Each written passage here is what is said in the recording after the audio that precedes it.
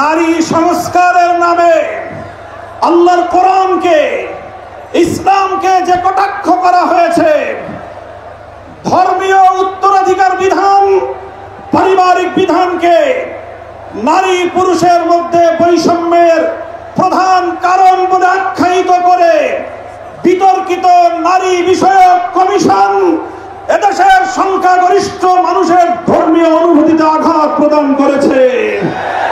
ধর্মীয় অনুভূতিতে আঘাত প্রদান করবার অপরাধে তাদের বিরুদ্ধে আমরা রাষ্ট্রের শাস্তিমূলক ব্যবস্থা দেখতে চাই। হেফাজতে ইসলাম বাংলাদেশ বলতে চায়, এই তথাকথিত পশ্চিমা ধ্যান ধারায় বিশ্বাসী বিতর্কিত নারীবাদীদের আদর্শ এবং দর্শন নয়, বরং হেফাজতে ইসলাম বাংলাদেশ ইসলাম প্রদত্ত আল্লাহর ঘোষিত নারীর ন্যায্য অধিকারে বিশ্বাসী। ইনশাআল্লাহ হেফাজতের সংগ্রামী মহাসচিব কর্মসূচি ঘোষণা করবেন।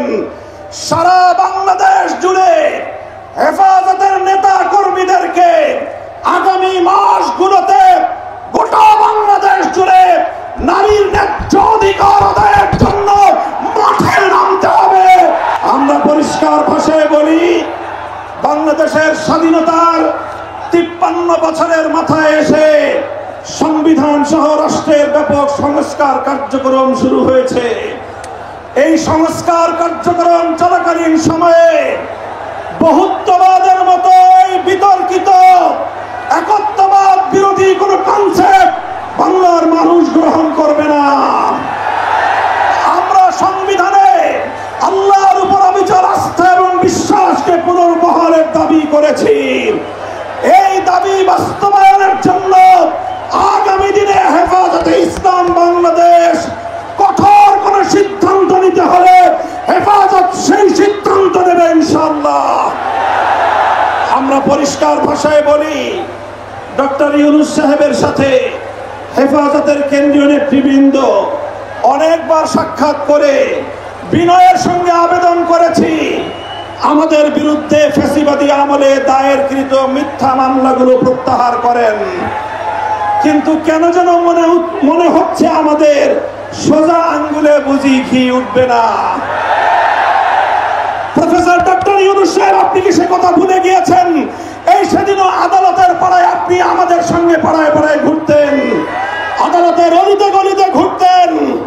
আমরা পরিষ্কার ভাষায় বলছি, আগামী 2 মাসের মধ্যে যদি হেফাজতে ইসলামের বিরুদ্ধে দায়েরকৃত মামলাগুলো প্রত্যাহার না হয়, হেফাজতে ইসলাম বাংলাদেশ সে মামলা বাতিল করার জন্য যা করতে হয় তাই করবে, তাই করবে ইনশাআল্লাহ।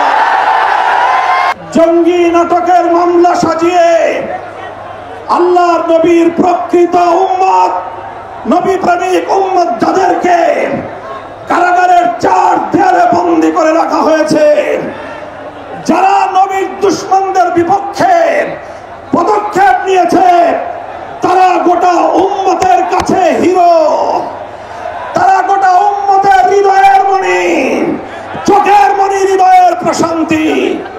সেই সকল কারাবন্দী মজলুম নবী প্রেমিকদেরকে অবিলম্বে মুক্তি প্রদান করতে হবে।